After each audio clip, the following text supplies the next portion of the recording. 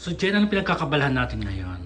Isa po akong Viva Max actress ngayon sa Viva. O anong pelikula natin na bago?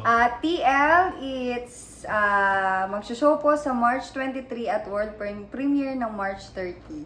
Okay.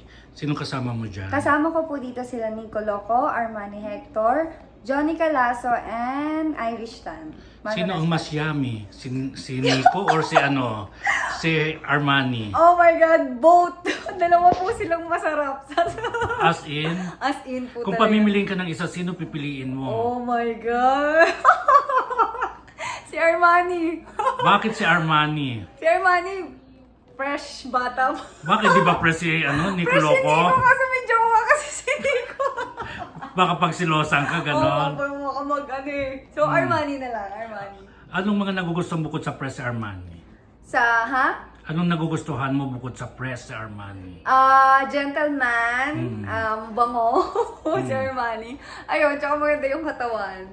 Diyan napanood mo ba yung scandal niya di umano?